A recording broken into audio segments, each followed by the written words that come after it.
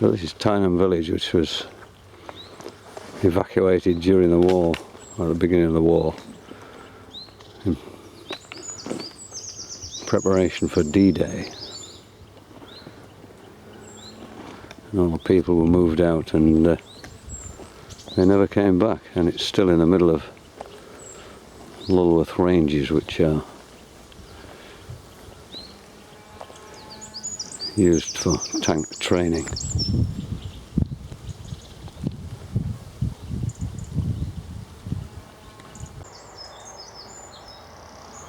And here you can see this is the Shepherd's Cottage, which was the home of the Upsall family.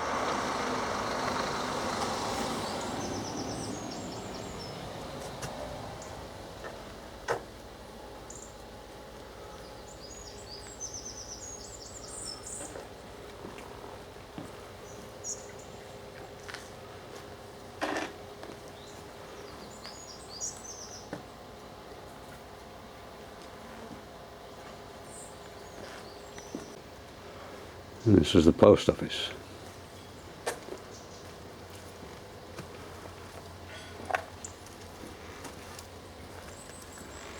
And there you can see the house as it used to be in 1911.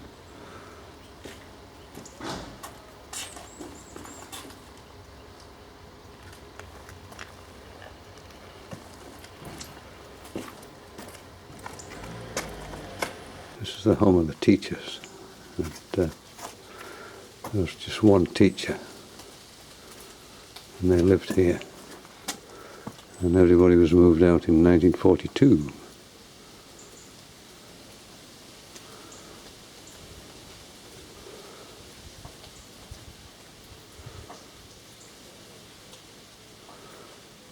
Well, the school was closed in 1932 because there weren't enough kids.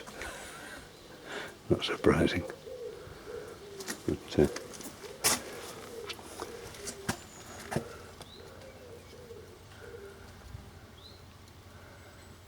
that was 1927. That was 1900.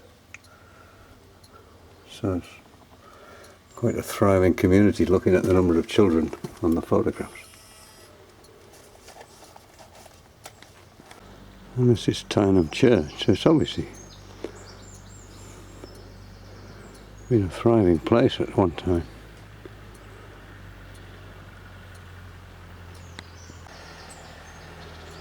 I'll just turn around. This is the school, which still has all the desks in.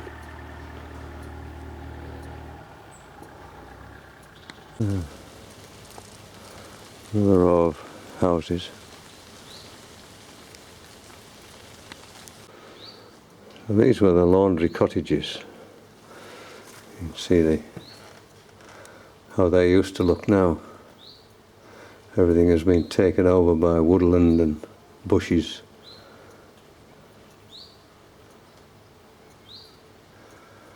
It says there this was the only house to have running water.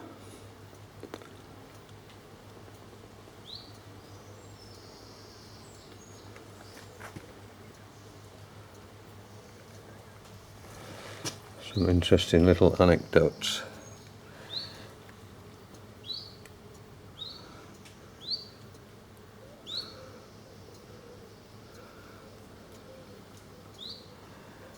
And this lady here and her husband, they lost 3 sons in the First World War. Terrible. Terrible thing to happen.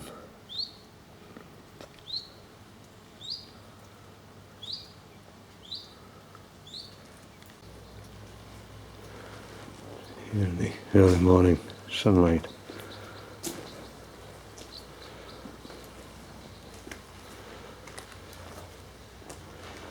These are the cottages shortly after the evacuation, 1943.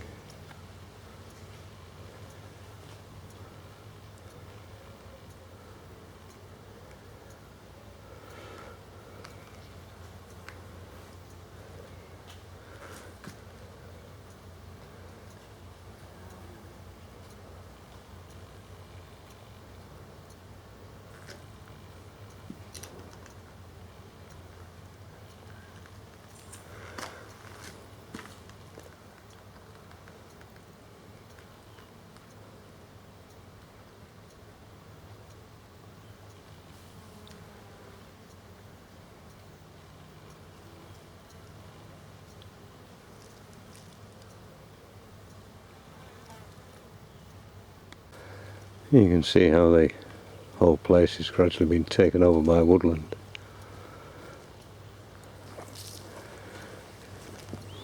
It was an estate village. There's obviously some grand house somewhere. And these were tied cottages. Everybody worked for the estate.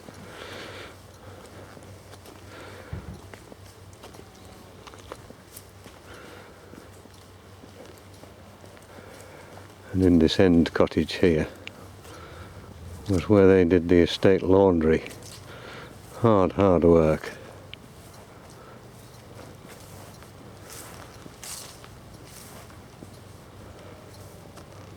But there's nobody here this early in the morning. It's a very peaceful place. But very sad to see. I think most of them thought they would be coming back after the war, but it never happened.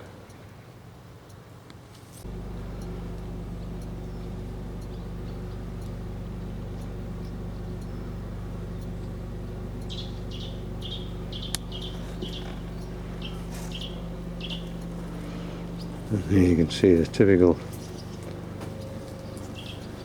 boiler for doing the washing. Very common. I can remember these from when I was a kid in Scotland. You lit a fire underneath and you had this big boiler which where you put your washing. In this case it's full of bricks.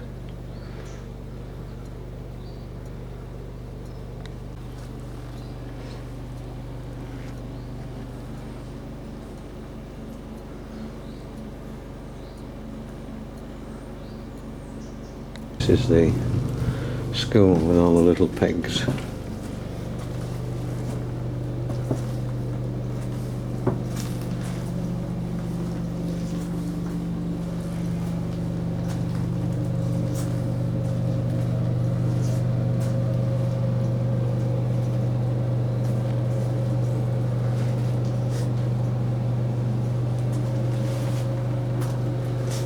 I think to encourage your reading.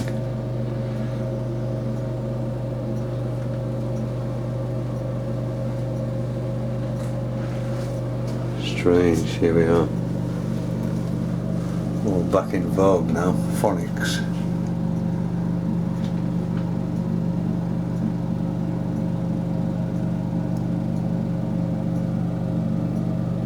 Everything comes back round again. And this is the schoolroom. All the desks with inkwells, which I can remember from my school days.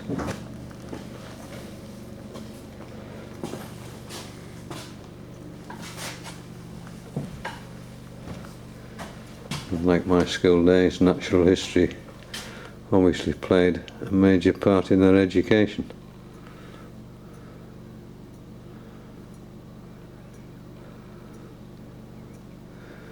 No electricity, of course, paraffin lit in those days.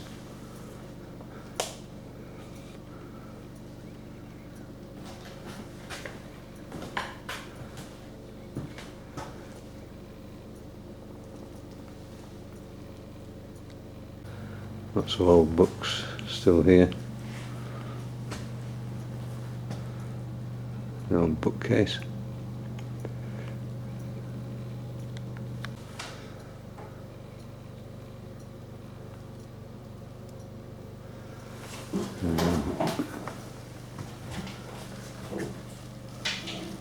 More phonics.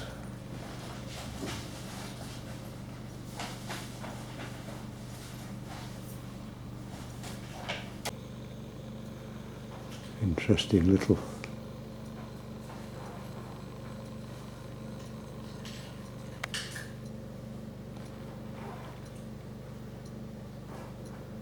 how true, how true. And this is a bottle that contained all the ink for the inkwells. I can remember them used to have a rubber stopper. And the ink came as a powder and you mixed it with water and put it in this bottle here. The teacher came round and poured it into your inkwell.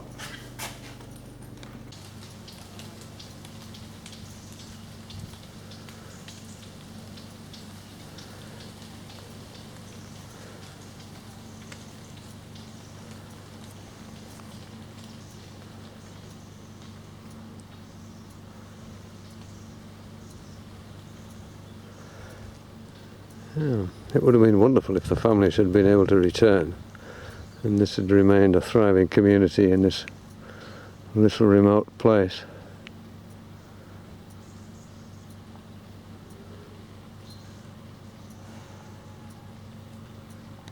Well, this is a little church, a very simple stained glass window, the Madonna and Child at the far end.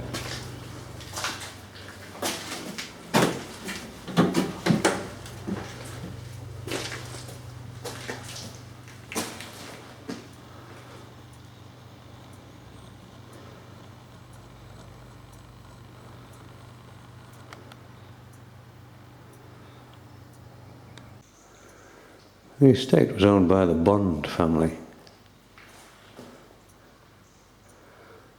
These are memorials to various Bond families, as indeed is the window.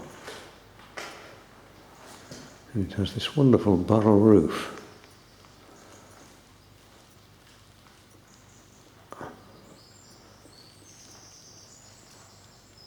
With various crests and shields.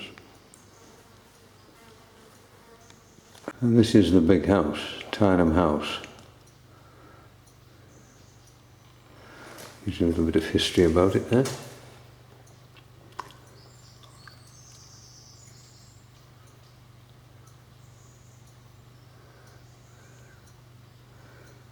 It says there it's not accessible and there's very little of it left. What a shame.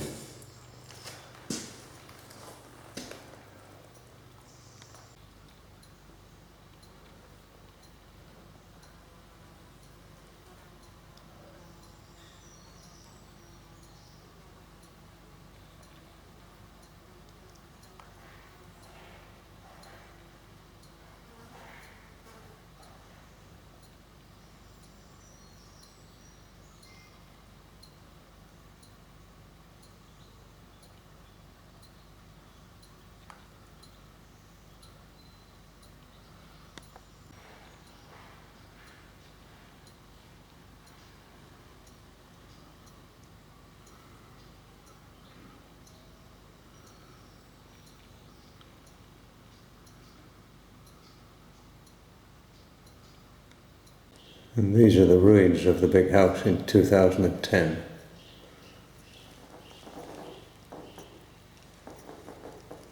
So still a fair amount of it remained even now.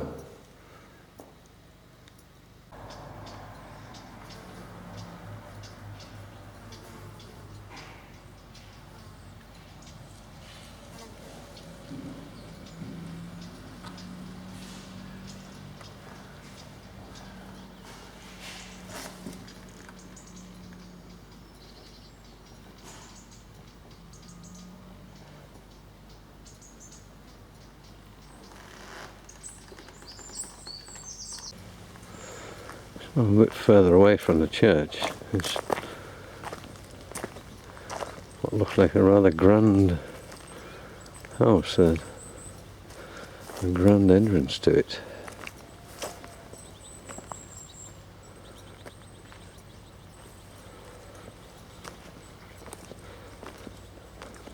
Portico over the top, and it was the rectory. What a grand place for such a small village.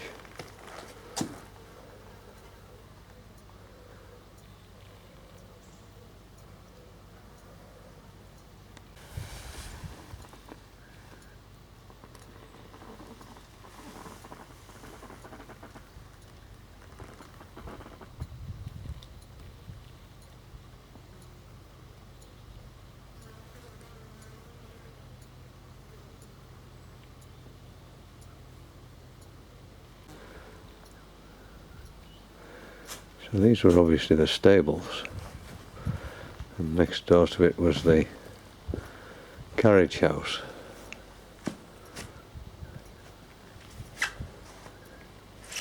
And then these will just have been various outbuildings.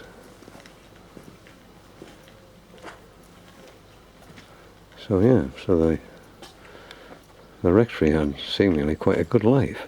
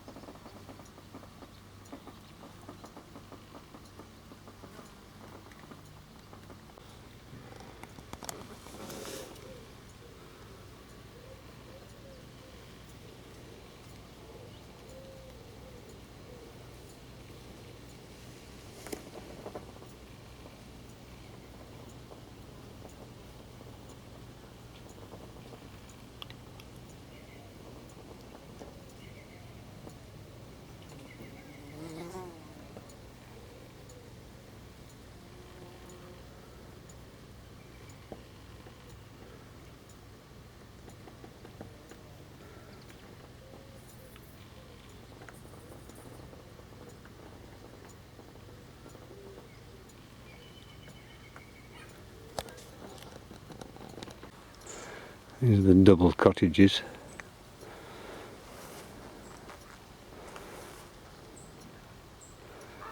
And over there is a quite substantial building, which I'll go and have a look at now.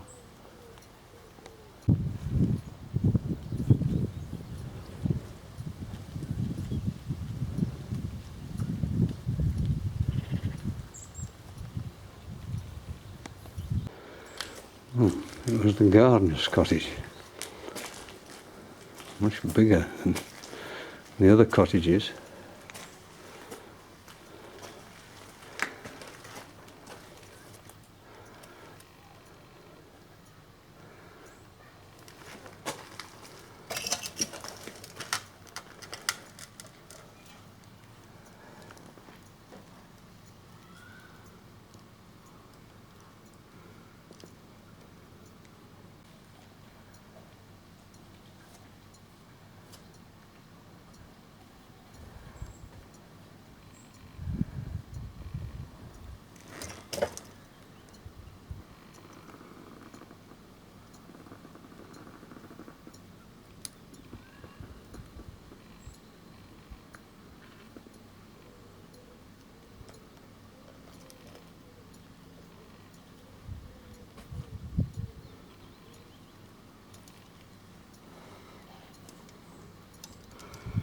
And I can certainly understand how he felt.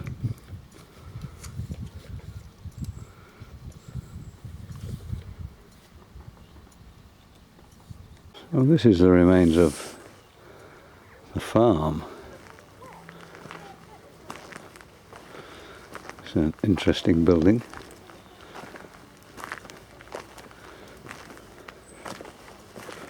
It's obviously a grain store. And these little mushroomy things it's standing on were designed to keep rats out of it. They're known as staddle stones, and they're much prized as garden ornaments today.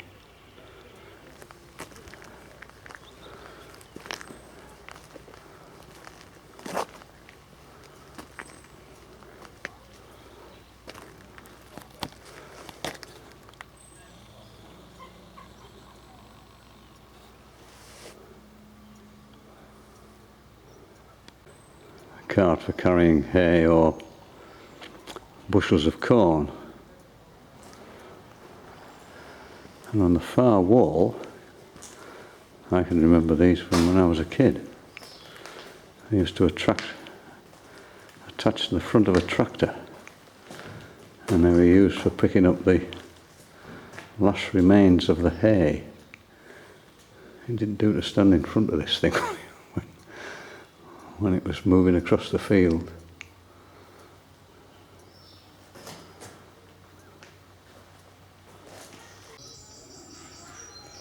Now you can see it in operation on the front of an old Fordson Major.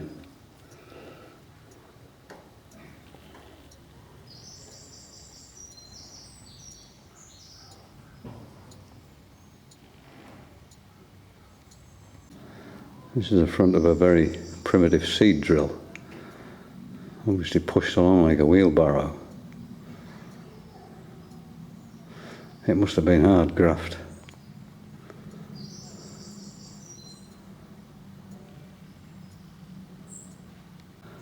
An array of farm tools, hay rakes, hay forks,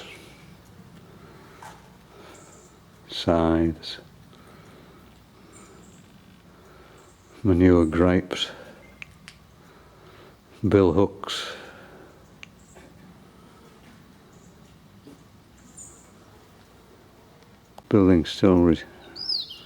these buildings still retain the roof. Lots of old farm machinery.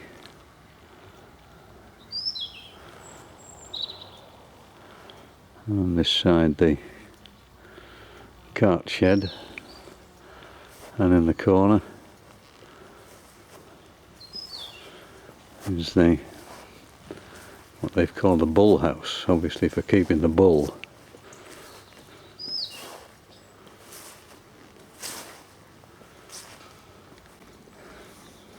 And the floor of the buildings is these stones end on.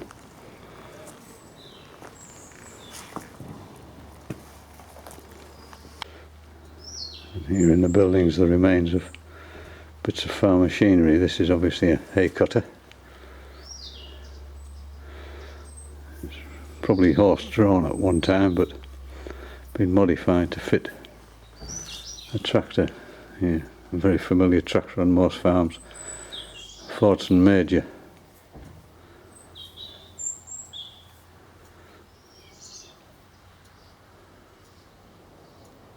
Another implement I recognise from my childhood, a hay rake. Dropped it on the ground and raked the hay up, and when you had sufficient hay raked into a rope, the chap sitting on it, although the seat has disappeared, you can see where it's been broken off there. There was a big seat on there. He leaned forward and pulled on this lever. When you pulled on the lever, it lifted the tines of the rake up and left the hay in a row, and then you just dropped them and carried on across the field until you had another row, and it was repeated and repeated, and it was all forked up onto that big trailer and taken to a store somewhere. And you can see a winnowing machine, some seed drills, a chaff cutter was used for cutting chaff and for feeding the horses.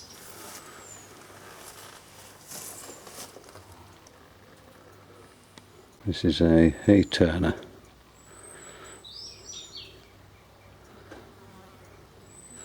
Turning the hay to dry it in the sunshine in the fields.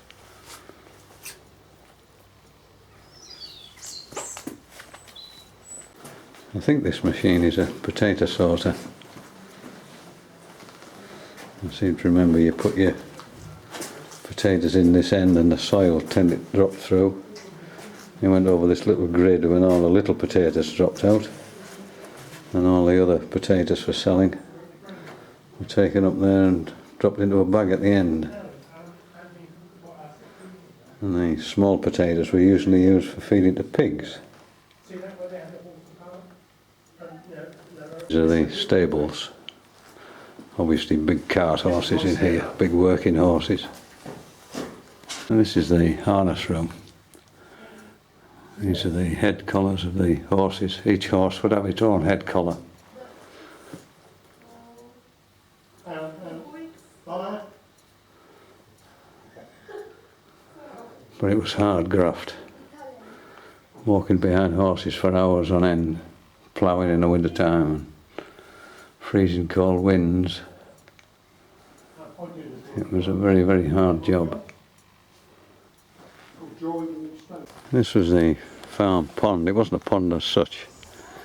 You could block the exit to this and the water would run in and fill up, and you could wash horses, wash carts, or in some cases even use it for running sheep through, sheep dipping.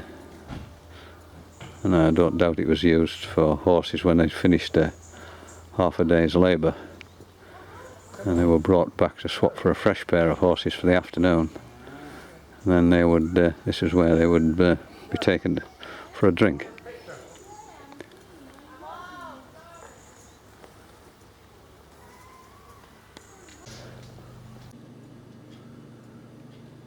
We tend to look at such places through rose-tinted glasses, probably from watching too many BBC series. And on a day like today, it's when it's nice and warm and green, it's very easy to imagine working and living here as being idyllic. But all estates had villages like this, all big houses. Growing up in a village like this as a child would have been idyllic. But from the age of 13, when compulsory education stopped, you were then consigned to the adult world and all that came with it. If there was work on the estate, then that was fine. If there wasn't, then you had to go somewhere else. The work, for the most part, was relentless and very, very hard, whether you worked in the big house as a woman or a young girl, or whether you worked on the land or in the gardens. And with the job came the house. You could be sacked on a whim, and when you were sacked you could be moved out of your house the following day. There was no welfare state then. You had to fall on parish relief, which was miserly to say the least, and at worst you fell into the horrors of the workhouse. So on cold winter's days you had to be up long before dawn, saddling horses, walking behind horses for hour after hour after hour, ploughing and harrowing and all the things that you had to do in agriculture. While you were up at the house blackleading grates, lighting coal fires, cleaning, or as it says there, ironing the master's newspaper so he didn't get newsprint on his hands when he read it. So when we look round Tyneham and other similar places, we have to bear that in mind, that it was unrelenting slog for meagre wages and a fear of falling out of favour. But it would have been very interesting to have interviewed the people who lived on the estate in these houses, how they viewed their lives of hard labour and long hours, very few holidays and meagre wages, seeing what was happening up at the big house. I suspect after the war, like many of these huge estates where the big houses were taken over by the armed forces, they were left in a terrible mess, and most of them were in fact demolished. The land sold off and the village houses were sold either privately, or I suspect in this place they would have been converted into holiday homes. But the big house would have almost certainly have been demolished and the land sold. The estate would have been dispersed. So it's probably just as well that it's remained on the Army Ranges, so that we have this rather unique history of Tyneham and its people.